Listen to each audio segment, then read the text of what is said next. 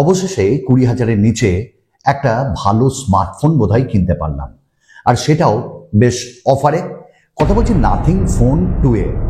আর এই স্মার্টফোনটা যদি আপনারা মনে করছেন কিনবেন এই অফারে 20,000-এর নিচে, তাহলে কি কেনা উচিত? না, ডিসিশন আপনি নেবেন কিন্তু এই ভিডিওটা দেখার পর।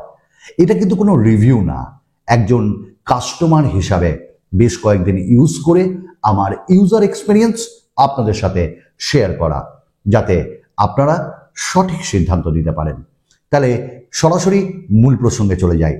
প্রথমেই বলবো, আপনারা অ্যাজ ইউজুয়াল জানেন নাথিং ফোন 2A দাম 20,000-এর ওপরেই থাকে, তবে আমি পেয়েছি মোটামুটি 19,000-এ ব্যাংকের ডিসকাউন্ট দিয়ে। বাট ফ্লিপকার্টের একটা জিনিস আমার খুব খারাপ লাগে, চেক করলাম এখন দাম বাড়িয়ে দিয়েছে, এখন কিনতে গেলে 20,000। ওকে, 19,999, তো 20,000-এর নিচে। বক্সে কোনো কিন্তু চার্জার পাচ্ছি না, এবং চার্জারটা আলাদা করে কিনতে হবে। এইটা বলবো as a user, as a customer, আমার কোথাও মনে হয়েছে এটা কিন্তু নাথিংয়ের বাড়াবাড়ি। আচ্ছা, আমি কোনো বাড়াবাড়ি করছি না, তো যদি না করি তাহলে অবশ্যই আপনাদের ভালোবাসা, আপনাদের একটি লাইকের মাধ্যমে আমায় জানান, আর পরিবারের সদস্য হতে পারেন আর কমেন্টস করবেন। নাথিং ফোন 2A আমি কিন্তু পেছনটা দেখে একদম মানে ভালোবাসায় পড়ে গেছি। এর আগেও পড়েছিলাম যখন আনবক্সিং করেছিলাম। তো যাই হোক, দেখতে অসাধারণ, কিন্তু একটু মোটা, বুঝলেন তো, মানে খাওয়া দাওয়া করেছে। এবং এইখানে আমরা যদি ভালো করে দেখে নিই তাহলে এর ওয়েট কিন্তু 190 গ্রাম আর 8.6 mm এর থিকনেস। তো ওভারঅল একটা স্কোয়ার বিল্ড আপের সঙ্গে আসছে। তবে বিল্ড আপের সঙ্গে ম্যাটেরিয়াল দরকার, যে এতে কি ম্যাটেরিয়াল রয়েছে, বিল্ড কোয়ালিটি কিরকম। তো আপনারা দেখুন, এখানটাই পুরোটাই পলিকার্বনেট পিছনে, এবং সাইডেও পলিকার্বনেট, এক্সেপশন আছে শুধু power button and volume ups and down বাটনটা কিন্তু মেটালের। তো আমরা ওভারঅল দেখলাম, হ্যাঁ, কোয়ালিটি ভালো। স্ক্র্যাচেস আসছে, আপনাকে অবশ্যই হোয়াইট কালার অতটা জ্বালাবে না, স্ক্র্যাচেস বোঝা যাচ্ছে না, কালো কালারটা জ্বালাবে।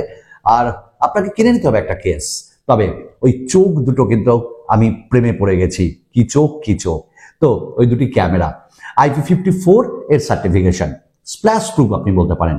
ওভারঅল এই স্মার্টফোনের ডিজাইন একটা আলাদা লুকস দেবে, আর সাথে তো গ্লিপ লাইট রয়েছে, এবং সেটাকে ইউজও করতে পারবেন আপনার বিভিন্ন দৈনন্দিন জীবনে।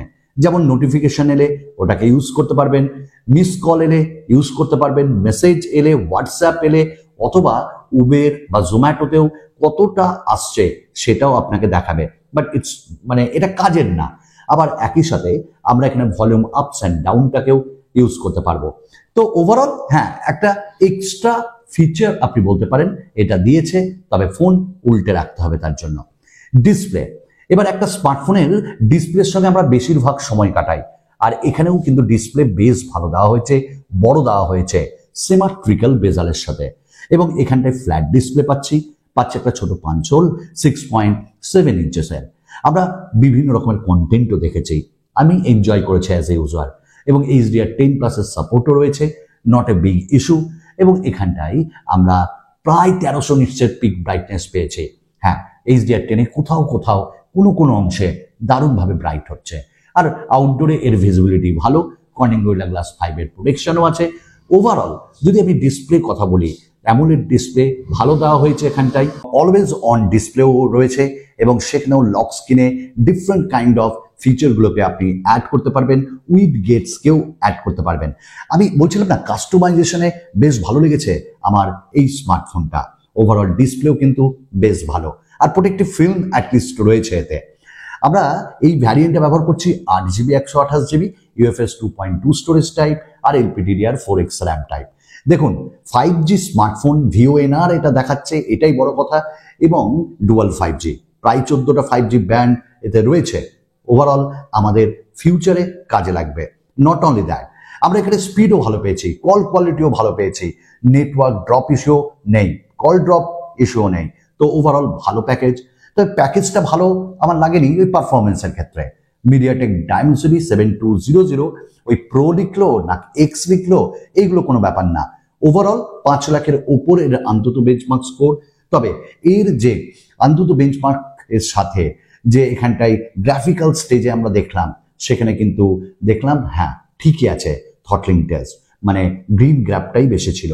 তো অলওয়েজ আমি বলতে পারি মিডিয়াটেক ডাইমেনসিটি 7200 প্রো আপনাকে ডে টু ডে ইউসেজে কোনো প্রবলেম করবে না, আমি প্রবলেম পড়িনি।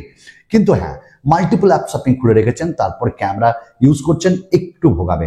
আবার আপনি অ্যাপসগুলোকে যে যখন অন করছেন বা ওপেন করছেন একটু টাইম লাগবে ওটা ফুললি ওপেন হতে। তো এখানটায় অ্যানিমেশন ভালো। তো ওভারঅল এই যে প্রসেসর সেটাকে এখানটায় অপটিমাইজ করেছে ভালো নাথিং, কিন্তু হেভি পারফরমেন্সের জন্য না।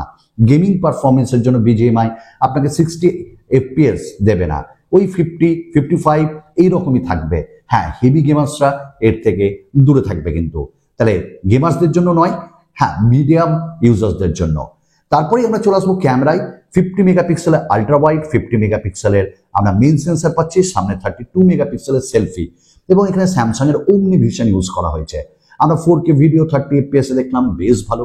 আবার ফ্রন্টে ফুল এইচডি ভিডিও 4K দেওয়া উচিত ছিল, এর থেকে কম দামে অনেকেই প্রোভাইড করছে না।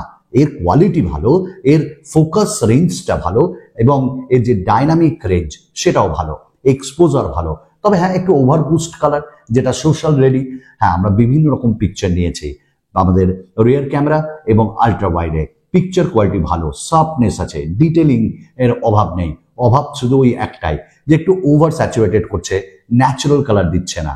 আর ফ্রন্ট ক্যামেরার কোয়ালিটি আমার রিয়ারের থেকে আরো ভালো লেগেছে, পোর্ট্রেট মোড বা আমরা নর্মাল মোডে যেটাই দেখি। তবে আমরা পেছনের ক্যামেরায় দেখলাম আল্ট্রা ওয়াইড ক্যামেরার শার্পনেস বেশ ভালো, ডিটেলিংও ভালো, আর আমরা 2x-এও এখানে শট নিতে পারবো। ওভারঅল ভিডিও অ্যান্ড ক্যামেরা ঠিকঠাক, আহামরি কিছু না, আবার খুব লো না, মিডিওকার। আমরা এবার কথা বলবো ব্যাটারি। আমরা 5000 mAh এর ব্যাটারি এখানে ইউজ করেছি প্রচন্ড পরিমাণে। আমরা different kind of apps use করেছি, ভিডিও দেখেছি, ক্যামেরা অন করে রেখেছি, ভিডিও রেকর্ড করেছি, 4K মুভিজ দেখেছি। সব কিছু করেও আমাদের একদিনের ব্যাটারি ব্যাকআপ পাওয়া যাচ্ছে। হ্যাঁ, আপনাকে দিনের শেষে কিন্তু একবার চার্জ দিতেই হবে যদি আপনি আমার মতন হেভি ইউজার হন। এবং এইখানটাই আরেকটা জিনিস, 45 ওয়াটের ফাস্ট চার্জার, যেটা 1 ঘন্টার উপরেই লাগছে ফাস্ট চার্জিং করতে। হ্যাঁ, ইউআইটা কিন্তু ঘ্যামা, কারণ 3 বছরের আপডেট আমরা এখানটাই পাবো। এবং অ্যান্ড্রয়েড 14-এ আমরা নাথিংওয়াচ 2.6 ইউজ করছি, যেটা ডেফিনেটলি ভালো। হ্যাঁ, কিছু নেই, আবার অনেক কিছুই আছে।